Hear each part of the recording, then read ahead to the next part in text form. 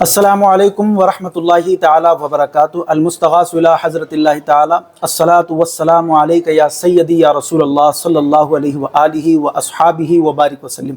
क़ुरबानी के मुतालिक सवालात मौसूल हुए। ऑलरेडी इसके ऊपर मैं समझता हूँ कि मैक्सिमम वीडियोस जो है यूट्यूब पर पड़ी हुई हैं, आप हजरात वहाँ से भी जो है इस्तिफ़ादा कर सकते हैं। लेकिन लोगों के सवालात फिर से आ रहे हैं, तो इसलिए मैंने चाहा कि कुछ मुख्तसर वक्त में कुछ इम्पॉर्टेंट सवालात आपके लिए जाएं और उन सवालात के जवाबात इस वीडियो में दिए जाएं। आप तमामी हजरात आखिर तक बने रहें और इस वीडियो को ख़ुद भी देखें, अपने अहबाब में इसको ज़्यादा से ज़्यादा शेयर भी करें इस वीडियो को, ताकि सबके इल्म और अमल में इजाफा हो। Syed Sajid Pasha Qadri, famous scholar. Like share and subscribe. सवाल नंबर 1 के कुर्बानी की असल क्या है और उसका हुक्म क्या है, यानी ये कुर्बानी की इब्तिदा कब से है। जवाब, कुर्बानी दरअसल हज़रत इब्राहीम अलैहिस्सलाम की सुन्नत है और आपकी याद में इस उम्मत के लिए इसको बाकी रखा गया है। नीज़ रसूल करीम सल्लल्लाहु ताला अलैहि वसल्लम को भी कुर्बानी करने का हुक्म दिया गया, जैसे कि पारा नंबर 30 में सूरतुल कौसर में अल्लाह तबारक व तआला इरशाद फरमाता है, बिस्मिल्लाहिर्रहमानिर्रहीम फसल्लि लिरब्बिका वनहर, बस अपने रब के लिए नमाज पढ़ो और कुर्बानी करो। फसल्लि यानी नमाज पढ़ो और वनहर से मुराद अपने रब के लिए जो है कुर्बानी करो। तो कुर्बानी की जो इब्तिदा है वो हज़रत इब्राहीम अलैहिस्सलाम से है और नबी करीम सल्लल्लाहु अलैहि वसल्लम को भी कुर्बानी करने का हुक्म दिया गया था। सवाल नंबर 2 कि कुर्बानी किसे कहते हैं।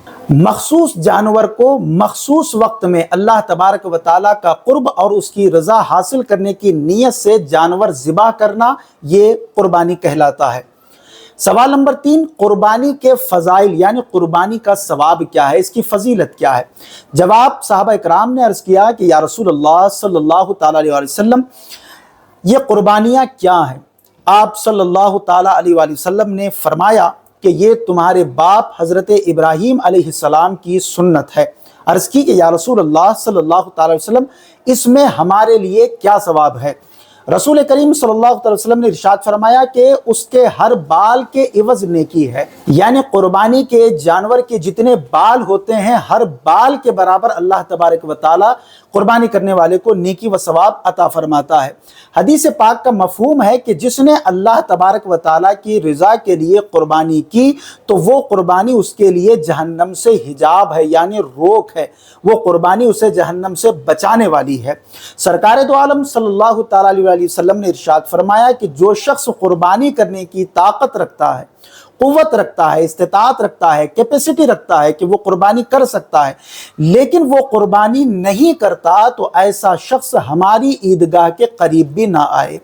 यानी रसूल करीम सल्लल्लाहु अलैहि वसल्लम की तरफ से ये उस शख्स के लिए वईद है कि जो कुर्बानी की कैपेसिटी और कुर्बानी करने की ताकत तो रखता है लेकिन वो कुर्बानी नहीं करता, तो ऐसा शख्स जो है ईदगाह के करीब भी ना जाए। रसूल करीम सल्लल्लाहु अलैहि वसल्लम की ये वईद है उस शख्स के लिए।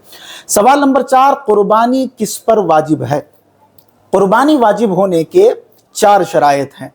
नंबर 1, इस्लाम यानी मुसलमान होना, तो गैर मुस्लिम पर कुर्बानी वाजिब नहीं है। नंबर 2, मुकीम होना, यानी वो अपने मुकाम पर रहे, मुसाफिर पर कुर्बानी वाजिब नहीं है। नंबर 3, मालिक निसाब होना, यहाँ वो निसाब मुराद है जिससे फितरा वाजिब होता है, ना कि वो जिससे ज़कात वाजिब होती है। नंबर 4, बालिग होना, यानी नाबालिग पर कुर्बानी वाजिब नहीं है।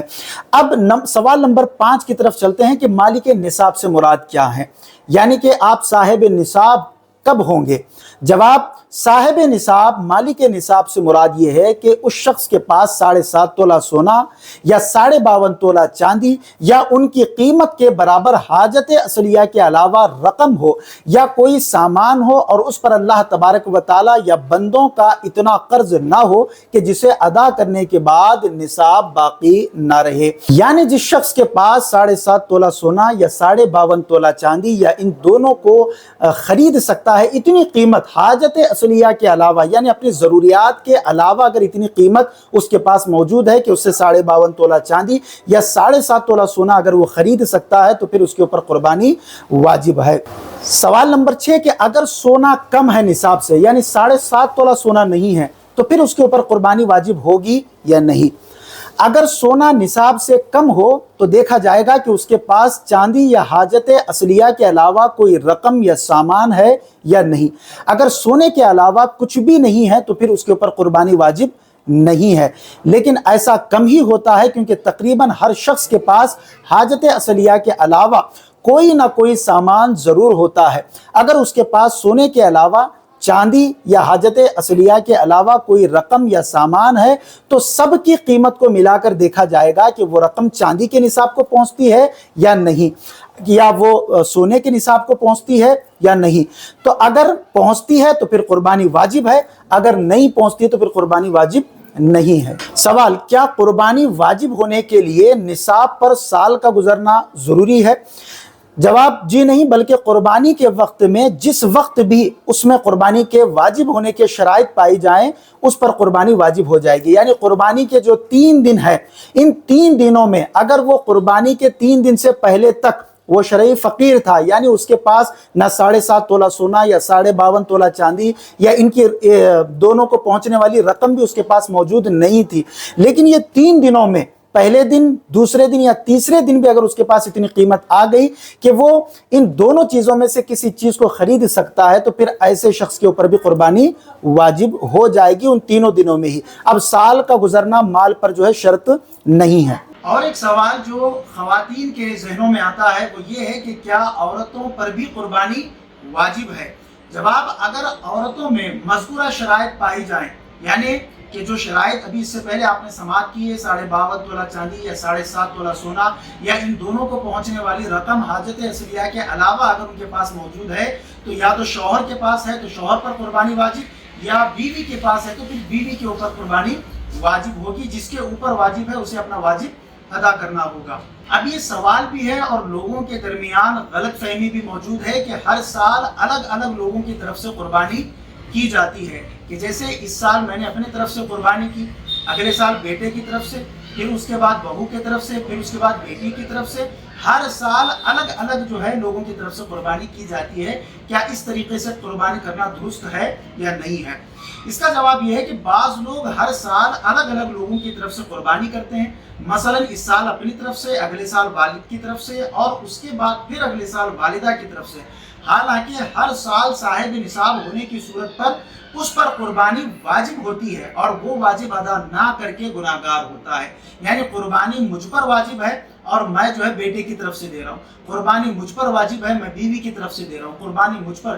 اس کا مطلب یہ ہے کہ ان کی تو قربانی، ان کی طرف سے تو قربانی ہو جائے گی، لیکن آپ جو واجب اپنا ادا نہیں کر رہے ہیں تو آپ گناہگار ہوں گے۔ اگرچہ قربانی کا ثواب انہیں بھی ملے گا اور ان کے ذمے سے واجب ہٹ بھی جائے گا، لیکن آپ کو گناہ اسی لیے مل رہا ہے کہ آپ کے اوپر واجب تھی اور آپ نہ کر کے آپ دوسروں کی قربانی کر رہے ہیں۔ تو سب سے پہلے اپنا واجب ادا کریں، اپنا واجب ادا ہونے کے بعد پھر آپ جو ہے اپنے اہل و عیال کی طرف سے بھی قربانی کر سکتے ہیں۔ مزید ایسے ہی ویڈیوز دیکھنے کے لیے ویڈیو کو ابھی لائک اور ہمارے یوٹیوب چینل سید ساجد پاشا قادری کو ضرور سبسکرائب کر لیں اور بیل آئیکن ضرور پریس کریں تاکہ ہر نئی آنے والی ویڈیو کی نوٹیفیکیشن آپ کو ملتی رہے۔